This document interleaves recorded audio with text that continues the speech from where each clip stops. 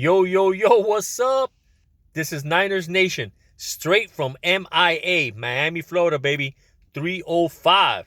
Well, here's my take on the game against the Atlanta Falcons.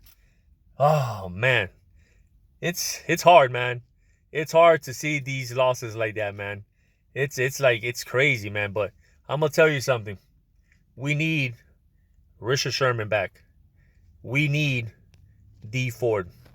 I'm telling you right now, we need those two guys back there. We need Tart back. If we're going to win out, we're going to need, at least out of those three guys, we're going to need two back, especially Sherman. Now, my opinion on the game, to be honest with you, we played too soft. To me, it didn't seem like they had the urgency to want to win that game. Because I know, they had a hard-fought game against New Orleans. They're drained. I understand that. Don't get mad with me. I understand that. They had a hard-fought game, but you have another game coming. That was against Atlanta. You have to prepare yourself. That's why these guys get paid big bucks. You got to prepare yourself physically and mentally. I just didn't see it in the offense. I mean, it was all about George Kittle. To me, it felt like they wanted George Kittle to break the record, for the tight ends. Because it didn't seem like they were distributing the ball right. Deebo Samuels was like, what, two plays to him? One drop ball? And what about Sanders? He's been your go-to guy most of the games. He was gone. He was lost. You know what I'm saying? To me, it didn't seem like they had the urgency to win that game. You know what I'm saying? It felt like it. We didn't see the high-power offense that we saw against the Saints. We just didn't see it. Defensively, I respect that defense. They're depleted, and they play their asses off. But in order for us to go further and get into the playoffs, which we are already in the playoffs, but to go further in the playoffs, we're going to need our guys back. Because Mosley's a good kid. Akilo's a good guy. Two decent, corners, but we need Tart, and we need a man, Sherman. That's how I see it. Sherman controls that back there. They're always going to put the best receiver in Sherman, which that gives less pressure on Weatherspoon or Mosley. But when they put the best receiver on Weatherspoon or on Mosley, that's kind of scary. You know what I'm saying? But when Sherman is in there, it changes the whole total defense. It changes. Now, that cornerback that the Giants released, he's still available. And I believe that the 49ers, if they want to make that push, we should sign him. Even if he doesn't play, we should sign him, bring him into the lineup, give Sherman these last two games, which is going to be the Rams and Seahawks. Rest him. Bring in this dude. Sign him for the rest of the regular season, which is 2 games. Maybe the postseason, for how far they're going to get to. Hopefully to the Super Bowl. And see what happens after that. If he pans out, no troubles, sign him to a long year, multi-contract or whatever. I'd rather have him than Weatherspoon. I'm going to be honest with you. Weatherspoon's cool and everything, but I just don't trust Weatherspoon back there. Yeah, he's been playing all right and stuff like that, but you put him against the other team's best receiver, that's scary. That's scary. I'd rather have somebody back there that's proven himself. And if this dude could come in and show that he could play and he could ball, which he already proved with the Giants, that'd be a good pickup. I mean, that's just my opinion. But overall, this game against the Falcons, it didn't seem like they had any urgency at all to win this game. It was like they should at least won this game by 14 points. They should have at least. And this is like, I don't know, they were depleted from the get-go all the way to the end. Defensively, you got to give it to them, man. They're playing with like 5-6 guys, maybe more, hurt, and they still balling. The offense was they were 100%.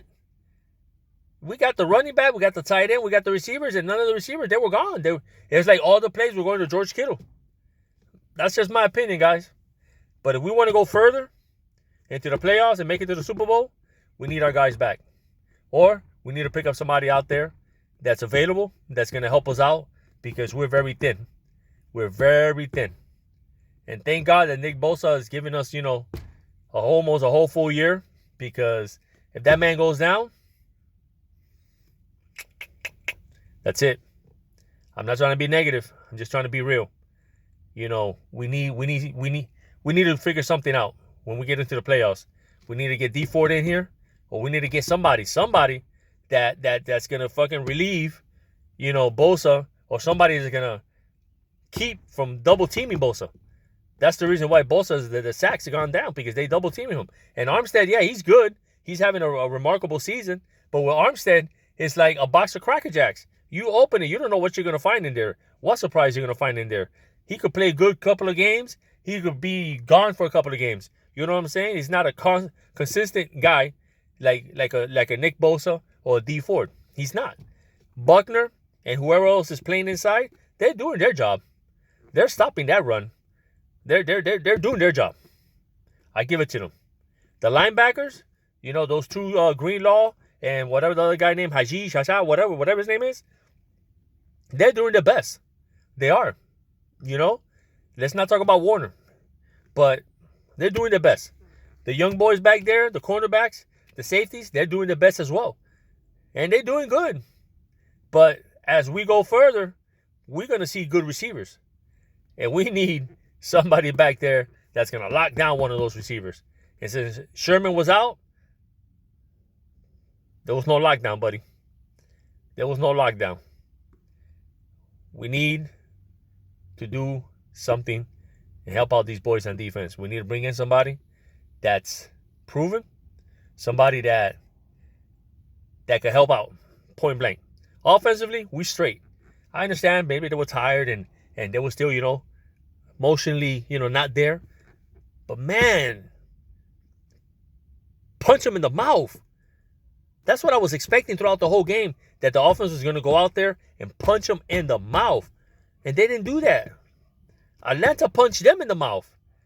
That's what I was expecting for the 49ers, to go and punch them in the mouth. Forget about what happened with New Orleans. This is a totally different ball game. Punch them in the mouth, just like when you go against the Rams, just like when you go against Seattle. Punch them in the mouth. Bring out the playbook. Flip those pages. Trick plays, screen passes, bootlegs. Come on, man. We got this. Come on, Cal. What's going on, man? Defense is doing their part, man. Game after game on offense, man. Bring it.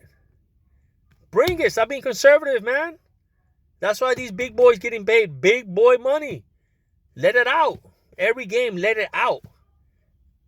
But for me, there was 2 games in the season. 2 games in the season that you guys played soft. Okay? You guys lost 2 games. Well, 3 games. Okay? That first game was against Seattle. Right? Yeah, guys balled out. Yeah, guys balled out. Against the Ravens, I blame that on the coaches. The coaches fucked up. That's my opinion. This game against the Falcons, I blame it on the coaches as well. Bring out the playbook. These boys are making big money. They're playmakers. Put them to make plays. Deebo Samuels, Sanders. It's not all about Kittle. I understand that Kittle this and Kittle that. But you got other people on this team that could contribute. And put them in there. That's just my opinion, guys. I hope you like this video. I hope you guys agree. Leave me a comment. Like I said, I'm new to all this. As you can see, I'm doing this through my phone. I don't have the technology that other people have with the big fancy cameras. So I try to do my best. All right. And I've been, following the 49ers since the beginning almost of Joe Montana, playing with the Niners. And, I followed this team. And I pretty much study this team. And we have one thing that a lot of teams don't have, and that's heart. You need to have heart to win games, and they have it. They have the heart, they have the willingness, and they play as a team. Anybody, any team out there, any sport, you play as a team. You play non-selfish. You will win ball games. I don't care if you're young. I don't care if you're old. I don't care if you never played football in your life. But if you got team players that pick you up and that support you, you're gonna win games. Because like they say, you fall down, they pick you up. They don't leave you on the floor. They back you up. And this team, that's what they do. They play as a team. They don't point fingers. They fix their mistakes. And that's what I like about this team. And I got a good feeling that the Niners will come to Miami, my hometown, play in the Super Bowl. And I am so damn excited to go to that hotel when they hear Miami and celebrate with them. Woo! I'm super hyped up. I did it last time when they came in to play San Diego, and that we beat the crap out of San Diego. I went to the hotel, and at that time, it was Jesse Sapulo was the center. We had Richard Dent playing defense. Steve Young was the quarterback. Deion Sanders was the corner. William Floyd.